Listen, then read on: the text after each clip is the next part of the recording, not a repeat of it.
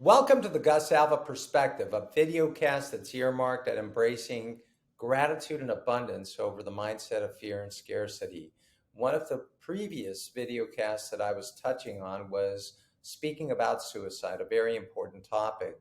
But an even more important topic, as I was discussing this with a dear friend, was how do we speak with our children about suicide if we are facing the fact that major depressive disorder or depression in and of itself is not an uncommon theme that affects not just adults but also children. We see the fact that young adolescents are at literally in harm's way. How might we be able to create a safe dialogue for people? We also address the fact that the trends in suicide are subject to change.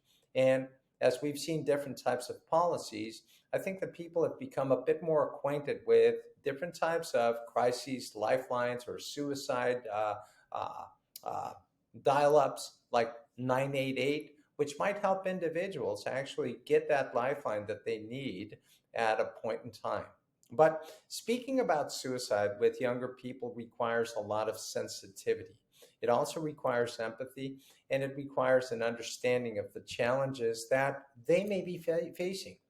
Because it's one thing to approach things as an adult, but it's important to create a safe and non judgmental environment. It's really interesting because my daughter also taught me the fact that you can't create education if somebody feels like they're going to be being judged, and encouraging an open dialogue by creating a safe space where young people feel comfortable about sharing their thoughts and emotions is certainly something that can help us greatly. Assuring our youth that you as an adult are there to listen without any criticism, judgment, or prejudice is a very important point. Now, that obviously would encompass a conversation with someone that's a little bit older. So we have to keep in mind that regardless of the age bracket that we're addressing, we need to keep our language age appropriate. We can't be utilizing complex or graphic terms as far as that goes. And we should be utilizing simple, relatable language that helps people understand the topic without necessarily feeling like they're overwhelmed and can't really follow through with the information that's being distilled towards them. Being direct and being honest is probably the best policy. Who'd have thunk it, right? But being honest and being direct actually applies all over. Avoiding the subject might perpetuate stigma. It also prevents young people from seeking help. And unfortunately, that is oftentimes one of the things that is tragic, looking back and seeing that somebody could have actually sought out help and just didn't do so because they felt like they were going to be being judged. And that's a simple perpetuation of stigma. Allowing people to ask questions and providing clear as well as accurate information about suicide and mental health are really critical. We maintain mental wellness, but we've addressed multiple things that can derail that process through different video casts, and it's critical to be able to address those things in a clear manner. Now, promoting help seeking is probably one of those things that we should always champion, informing people about available support systems. That includes not only trusted adults, but I just made mention of that helpline, right? We talked about that 988 number that people can actually call out. So, by having helplines, by having school counselors, or by having mental health professionals, it's a critical thing to encourage our youth that they can reach out if they or someone that they know is struggling so that they can get the aid that they need. Now, warning signs and risk factors are probably one of the most important things. Educating young individuals about the warning signs and risk factors associated with suicide is very important.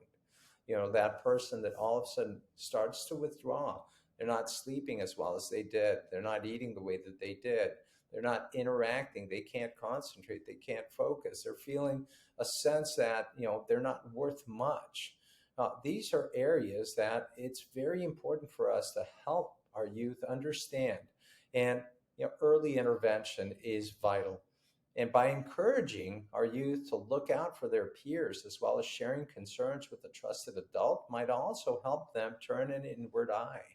And at any point in which there's concern, it's probably not a bad idea to actually further dig in and investigate whether there's a problem that merits additional scrutiny. We talk about stigma. Well, we need to counteract stigma. We need to address misconceptions. We need to talk about mental health and suicide. Why is this that this comes? Is this an inherent problem? We certainly know that there's a family heritability component with people. We know that there are faulty behaviors that people latch onto, including drug use. But promoting understanding and empathy and acceptance of individuals that struggle with mental health issues helps normalize the conversation, and it helps invite people to seek out the help that they might so desperately need. We talked about resources. Well, this is where it's important for us to have some information about websites or helpline numbers or educational material where young people can find additional information and support. And there are multiple venues that help out with that. We talked about counselors at school. Obviously, now we see a greater degree of openness about dialogue. Uh, we talked about involving trusted adults. And this could include not just parents, but also teachers. It certainly also includes mentors for those individuals that might not necessarily have that classic nuclear family where there's a mom and dad that's readily available. Now, another point that we've touched on in different video casts has been fostering not only resilience, but also coping skills. And it turns out that coping strategies are very important. Stress management techniques and resilience building activities should always be being encouraged.